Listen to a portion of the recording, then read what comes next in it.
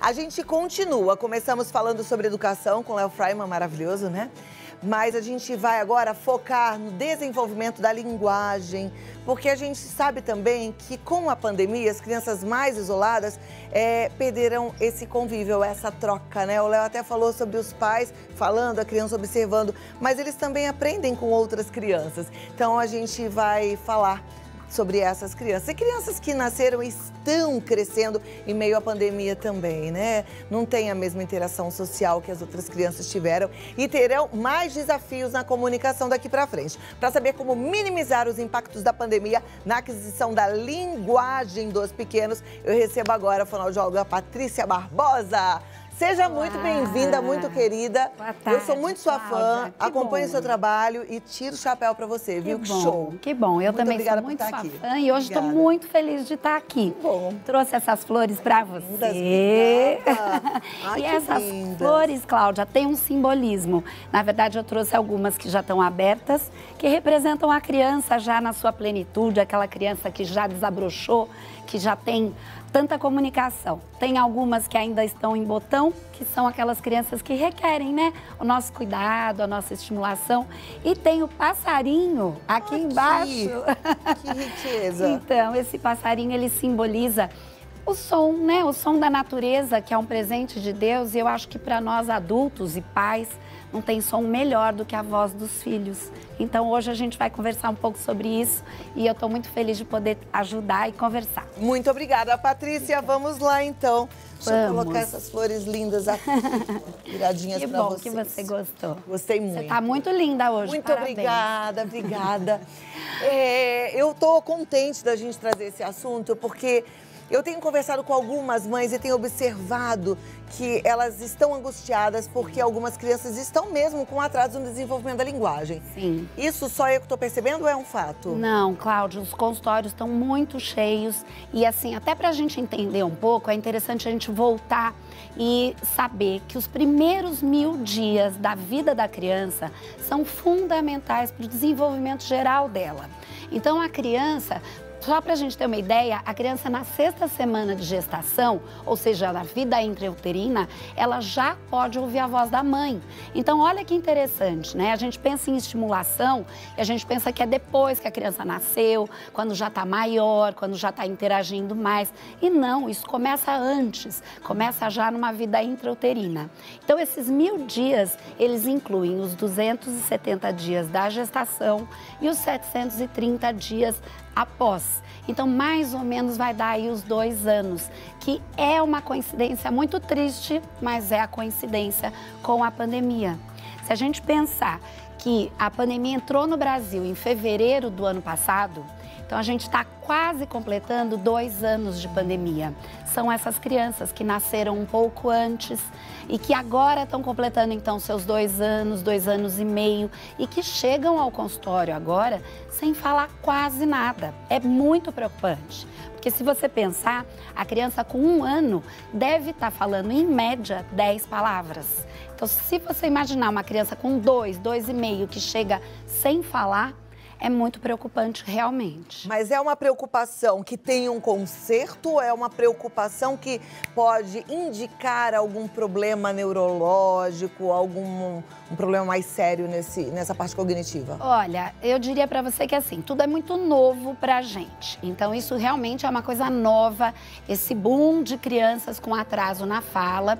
Então isso é uma questão que também para nós, fonoaudiólogos, a gente está estudando muito sobre isso. Mas o que a gente percebe é que o impacto maior que aconteceu foi por conta de várias coisas, mas eu diria que tem 3 pilares que foram os mais afetados e que agora a gente vai ter que correr atrás do prejuízo. O primeiro pilar, Cláudia, eu acho que foi o confinamento em si.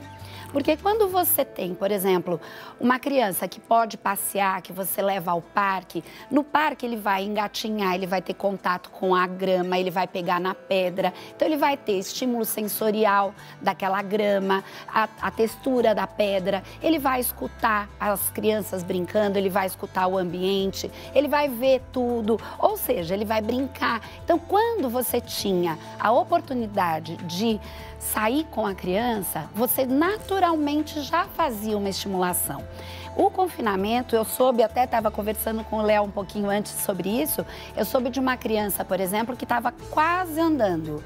E eles moravam num apartamento muito pequeno, então, por conta do confinamento, os pais, a solução que acharam era, como eles estavam trabalhando pelo computador, era colocar a criança no berço e colocar os brinquedos e ela ficava ali horas brincando. Então, o atraso motor, no caso dela, aconteceu por conta de não estimular essa parte. Então, o confinamento já cerceou um pouco aí, né, esse desenvolvimento normal que aconteceria. Junto com o confinamento vem a questão do convívio social. Quando você vai passear, que você leva a criança, por exemplo, na casa dos avós, lá ela convive com os primos, lá ela precisa contar para a tia que o primo puxou o cabelo dela, ela precisa negociar o brinquedo. A criança que vai à escola, por exemplo, que estavam indo, né, à escola, lá ela aprende com outras crianças, porque a criança aprende muito pela imitação. Então, quando a outra criança dizia dá e pede o brinquedo dela, ela guarda aquilo ali, na próxima vez é ela que vai dizer dá. Então, é dessa forma que a linguagem, que a fala vai começando a acontecer. Quando você corta isso e você limita o convívio só aos pais, por exemplo, ou ao irmão, você acaba por cercear também essa forma de estimulação. Ele poderia ser estimulado por outras crianças na escola, pelos professores, pelas pessoas que convivem com ele na escola, pelos familiares. Eu tenho crianças que só conhecem os familiares, os avós, os tios, pela tela, né? Porque não tiveram ainda oportunidade. Então, isso acaba por limitar a estimulação, mas como você disse, e como o Léo disse tão brilhantemente, graças a Deus que a criança tem um caminho muito grande pela frente, então a estimulação deve ser feita, já deve ter começado, enfim, né? Mas tem sempre um tempo, tem sempre conserto, vamos dizer, você pode estimular sim e ajuda muito. Você falou que eram 3 fatores, né? A pandemia, Isso. O primeiro eu acho que foi o confinamento, o segundo foi o convívio limitado, né? Nós todos ficamos com convívio limitado. E o terceiro eu diria que é a rotina, porque mudou muito a rotina. Então, aquela criança, se para nós foi complicado lidar com a mudança da rotina, que dirá para uma criança? Então, as crianças também se perderam. E o que nós começamos a observar é que os pais também começaram a perder oportunidades que eles tinham de estimulação com a criança, que foi se perdendo. Então, vou dar um exemplo. Aquele pai que saía para trabalhar e a criança ficava esperando, ele sabia qual era o horário que o pai chegava, porque o pai buzinava, por exemplo. Então, era uma oportunidade de interação, de estimulação, porque ele já ia lá para a janela, o pai chegava, batia na porta, aquilo gerava uma situação comunicativa. E o que essas... Vou falar agora corretamente, né, já que o Léo me atentou. O que esses pais, eu ia falar mães, o que esses pais podem fazer agora para correr atrás desse prejuízo? Pois é, olha, eu acho que assim, a primeira dica é...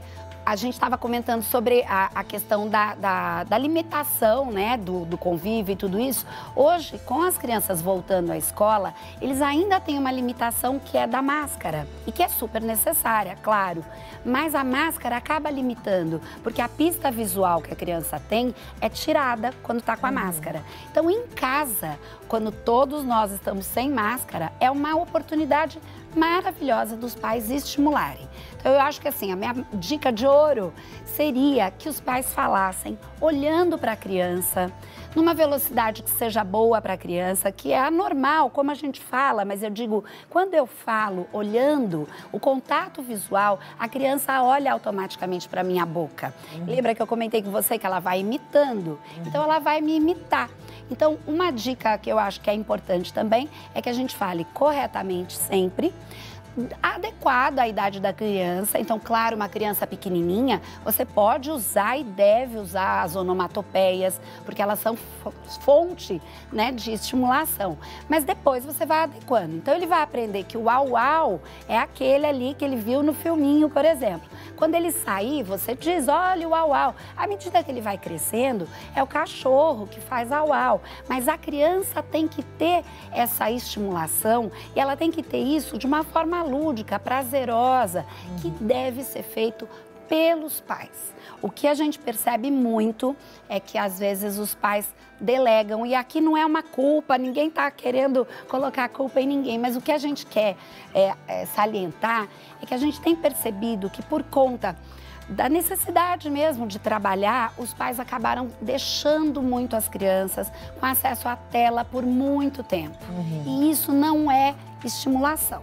Isso é apenas, ele está assistindo, mas precisa ter a troca. Precisa ter alguém ao lado dele, assistindo com ele aquele desenho, para comentar alguma coisa, para pedir para ele repetir, para cantar a musiquinha com ele. Aí sim, você usa aquilo como uma ferramenta de estimulação. Senão, a gente não consegue ter essa troca. Eu acho que a pista visual, como a gente disse, colocar rotinas. Então, por exemplo, como o Léo comentou, a rotina é uma oportunidade enorme de você estimular. Então, na hora do banho, nomear as partes do corpo. Na hora da refeição, se você quiser, por exemplo, ir folheando, desliga a tela, quer ir folheando, por exemplo, um livrinho com figuras que a criança gosta. A hora que você for colocar a comida na boca dela, por exemplo, você nomeia aquele bichinho que apareceu. Ela vai olhar para a colher, olhar para a sua boca, estará ouvindo, né, a palavra que você falou e dessa forma ela vai ser estimulada. Perfeito. Tá papel nosso. Vamos lá. Patrícia Moreira Barbosa de Castro, fonoaudióloga, siga, acompanhe, ela tem muitas dicas maravilhosas, o Instagram dela é Patrícia Barbosa de Castro, e se quiser marcar para bater um papo, salva aí o WhatsApp dela, é o 119 6573 1808, 119 6573 1808. Muito obrigada, Eu Patrícia, que agradeço, foi uma alegria te Cláudia, receber que bom, e até a próxima, viu? Deus Volte quiser. mais vezes. Obrigada. Agora você comigo, vamos, porque a gente não para. Do mesmo jeito que a gente aprendeu que dá para correr atrás daquele déficit